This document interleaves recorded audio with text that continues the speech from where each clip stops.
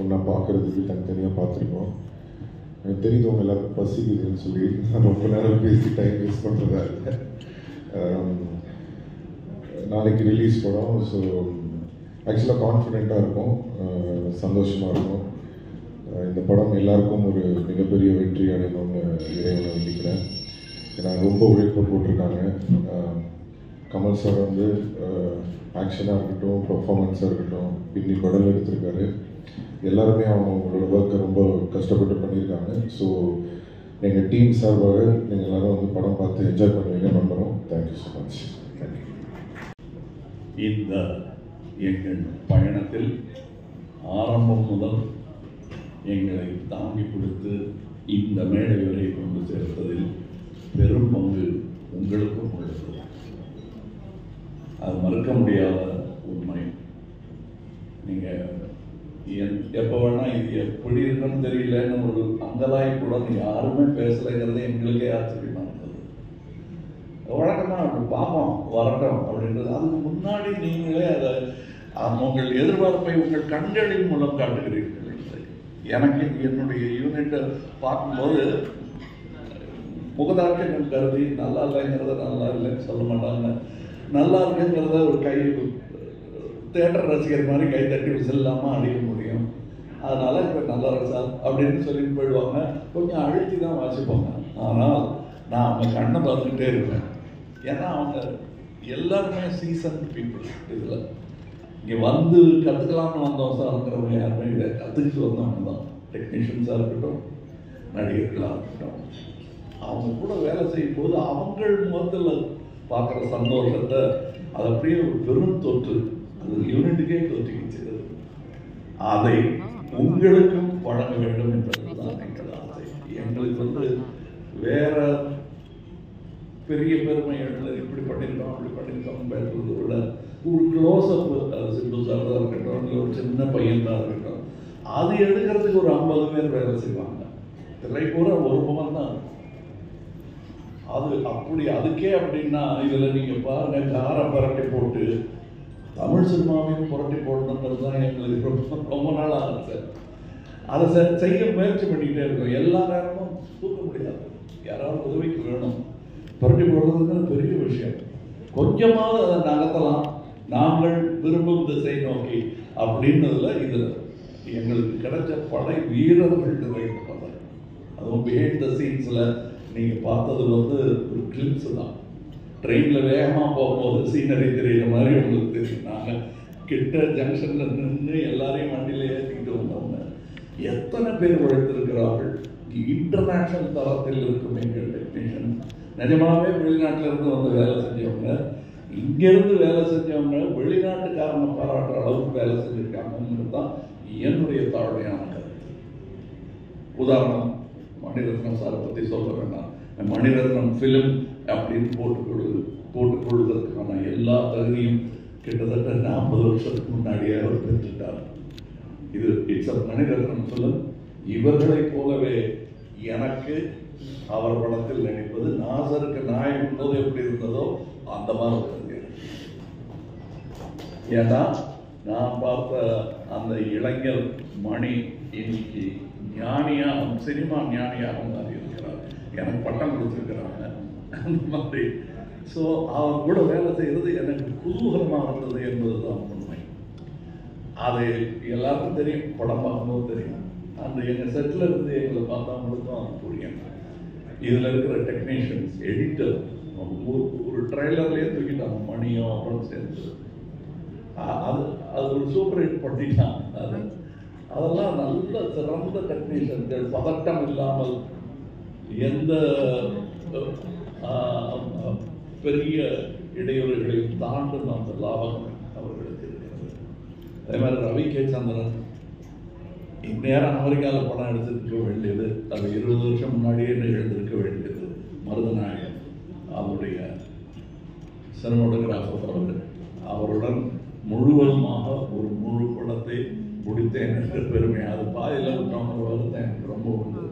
ஆனால் அதில் இந்த படத்தின் மூலம் அதில் இருந்ததை விட இன்னும் சிறந்த சினிமாட்டோகிராஃபராக அவர் திரண்டு வந்திருக்கிறார் எங்களுக்காக. அது தெரியும் படத்தில் பார்த்தா பேசுவாங்க. அதை நான் சினிமா விமர்சகர்களிடம் விட்டு விடுகிறேன். அவருக்கு நல்ல பேர் கிடைக்கணும். நானும் சினிமா விமர்சகன் தான், நானும் சினிமா ரசிகன் தான். நான் சுவைத்த விஷயத்தை உங்களுக்கு நான் சொல்லுகிறேன். வியாபாரம் வெற்றி பெறணும், அதெல்லாம் ஓகே. என் சினிமாவும் வெல்ல வேண்டும் என்பதுதான் ஆரம்ப காலத்திலிருந்து நாங்கள் அதான் ஒரே மாதிரி எண்ணமுடையவர்களுடன் பேசிக்கொண்டு நாங்கள் செட்டில் இருக்கும்போது மணி சார் ஆகட்டும், நடுவில் போய் பேச டைம் இருக்காது. அதுவும் டெக்னீஷியன்ஸுக்கு மேலே கீழே பார்த்துக்கிட்டு ஒரு மாதிரி சித்தர் மாதிரி ஆகுதுங்க. அதுக்கு நடுவில் நாங்கள் பேசுறது கூட அரட்டையாக இருக்காது. லஞ்சில் உட்காந்து பேசுறது கூட சினிமாவை பற்றியாக இருக்கும். வேற ஒருத்தர் எடுத்து நல்ல சினிமாவை பற்றியாக இருக்கும். இப்படி ஒரு அற்புதமான சூழலில் நாங்கள் இந்த படத்தை எடுத்துருக்கோம். இந்த மாதிரி ஆரோக்கியமான ஒரு சூழல் ஐமையிலே எவ்வளோ பணம் கொடுத்தாலும் கிடைக்காது. அது எனக்கு கிடைத்தது, ராஜ்கமலுக்கு கிடைத்தது. ராஜ்கமலுக்கு பின்னாடி இருக்கிற அந்த இன்டர்நேஷ்னல்ங்கிற அந்த வார்த்தைக்கு முழு அர்த்தத்தை மணிரத்னம் எங்கள் டெக்னீஷியன்ஸ் கொடுத்துருக்கிறாங்க. இதில் உள்ள கலைஞர்கள் சின்ன சின்ன பாத்திரம் பண்ணவங்க. ஒரு சின்ன பையன்லாம் ஆக்ட் பண்ணியிருக்காரு. ஒரு 50 படம் பண்ணியிருப்பாரு அந்த பையங்கிற மாதிரி பண்ணியிருக்காரு. அது நிஜமாவே 100-200 படம் பண்ணவங்கலாம் சின்ன சின்ன வேஷங்கள் பண்ணியிருக்காங்க. இந்த சந்தோஷத்துக்காக மணி சார் கூட ஒரு பொண்ணுங்கிற சந்தோஷத்துக்கு தான் பாதி பேர் இருந்தாங்க. சம்பளம் 2ஆம் பட்சம் தான் அவங்களுக்கு. இது எங்களுக்கு தெரிந்த உண்மைகள் நான் சொல்கிறேன். நாம் வையாபுரி மாதிரி ஆர்டிஸ்ட் நான் கண்டெடுத்த அவர் ஜூனியர் ஆர்டிஸ்டாக இருந்தபோது நாங்கள் கண்டெடுத்து இவர் அப்படின்னு பார்த்து கூப்பிட்டது அவர். இன்னைக்கு அவர் எங்கள் கூடயே பயணித்து உட்காந்து சீட்டு கிடைச்சாச்சு உட்காந்துருக்கோம். அது ரொம்ப கஷ்டம். அந்த நிலையிலேருந்து வந்து அவருக்கு தான் தெரியும். இன்னைக்கு இங்கே ஜோஜோ இல்லை, இப்போ இந்த முன்வரிசையில் அவங்க இருக்கிற எல்லாருமே என் நண்பர்கள் தான். அவங்களுக்கு இந்த வாய்ப்பு கிடைச்சது எனக்கு பெருமை. நீங்கள் படம் பார்த்துட்டு இவங்களெல்லாம் பற்றி நான் பேசுகிறேன். ஏன்னா இப்போ பேசும்போது அவர்கள் பெயரை மட்டுமே குறிப்பிட வேண்டி வரும். அவர்கள் திறமையும் பற்றி பேசுவதற்கு இன்னொரு விழா நடத்தத்தான் போகிறது என்று எனக்கு தோன்றுகிறது. அந்த விழாவில் உங்களிடம் பேசுகிறேன். மற்றபடி எனக்கு உறுதுணையாக இருந்த தமிழ்நாட்டுக்கே நன்றி சொல்ல வேண்டும். நான் மேடையில் பேசும்போது உயிரே உறவே தமிழே என்று சொன்னதற்கான அர்த்தத்தையும் நான் முழுமையாக உணர்கிறேன். நன்றி, வணக்கம். படம் ஏன்னா நாயகன்ல தான் எனக்கு மணி சாரோடையும் கமல் சாரோடையும் நான் வந்து முதல்ல அறிமுகமாகிறேன். அவங்க 2 பேருமே சேர்ந்து 38 இல்லாமலேயே இந்த படம் வந்து இந்த மேடைக்காக சொல்லல, மரபுக்காக சொல்லல, தமிழ் சினிமாவில் வந்து இது ஒரு முக்கியமான ஒரு படமா இருக்கும். ஏன்னா மணி சார் அறியப்படுறது வந்து நாயகன் படத்தினால. அது வெற்றிகரமான படம் என்பதை விட ஒரு கல்ட் ஃபில்மா இருந்துச்சு. இன்னைய வரைக்கும் இருக்கிற நியூ ஜென் சார் ஆஸ்கர் இந்தியாவில் இருக்க பல சினிமா சம்பந்தப்பட்ட கலைஞர்கள் ஆசைப்பட்டு இருக்கும்போது 2 ஆஸ்கர் வாங்கிட்டு வந்தாரு. ஆக இந்த 3 பேரும் சேர்ந்து ஒரு படம் பண்றாங்கன்னா அதுல பெரிய மன அழுத்தம் அவங்களுக்கு. போட்டின்றது அவங்களுக்கு வந்து வேற ஒரு டேரக்டர் கிடையாது, அவங்களுக்கு போட்டி அவங்களுக்கு. ஏன்னா 3 பேரும் சேர்ந்து ஒரு பெரிய ஹை ஸ்டாண்டர்ட் அவங்க ஏற்கனவே நிரூபிச்சுட்டாங்க. அதை விட பெருசா பண்ணணுன்றதுக்காக இந்த படத்தை வந்து அவங்க பண்ணியிருக்காங்க. இந்த படத்துல நாங்க எல்லாருமே பாராபட்சம் இல்லாமல் நாங்க எல்லா நடிகர்களும், முக்கியமாக நடிகர்கள், தொழில்நுட்ப கலைஞர்களும் நாங்க இதுல வந்து ஒரு ஷூட்டிங் போற மாதிரியே எங்களுக்கு தெரியல. There was one warmness, there was one ஒரு பெரிய ஸ்டார், பெரிய டைரக்டர் ஒரு தோரணையே இல்லை. அப்பதான் வந்து எல்லாருமா சேர்ந்து ஒரு ஒரு எந்த ஒரு மேல் ஏற்றம் தாழ்வு இல்லாமல் நாங்கள் ஒர்க் பண்ணோம். அது சின்ன நடிகராக இருக்கட்டும், பெரிய நடிகராக இருக்கட்டும், அசோகா இருக்கட்டும், பக்தா இருக்கட்டும். So we had a wonderful time. It was a learning process. So உங்களை கூடவே நான் வந்து ஒரு குழந்தை மாதிரி இந்த படத்துக்காக காத்துருக்கேன். நான் பல படங்கள் நடிச்சாச்சு, 70 படங்கள் நடிச்சாச்சு. நான் இப்போதான் அர்ஜுன் கிட்ட சொன்னேன், என்னடா இது ஊருக்கு போகிற மாதிரி இருக்கு அப்படின்னு.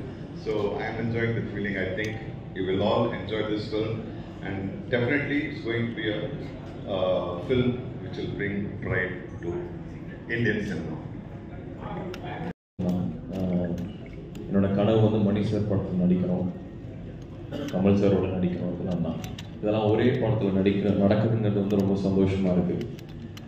யோகி சேது சார் ஒரு இன்டர்வியூவில் வந்து சொல்லியிருந்தார், த பேபி ஆஃப் த டீம்னு. அந்த மாதிரி தான் நான் ஃபீல் பண்ணுறேன். ஏகப்பட்ட தருணங்கள் கற்றுக்கிறதுக்கும் ரொம்ப சந்தோஷமாக வேலை பார்க்கறதுக்கும் நாசர் சார் சொன்ன மாதிரி. அண்ட் ஏகப்பட்ட லெஜண்ட்ஸோட ஒரே படத்தில் எனக்கு சான்ஸ் கிடச்சிது. I'm just really happy.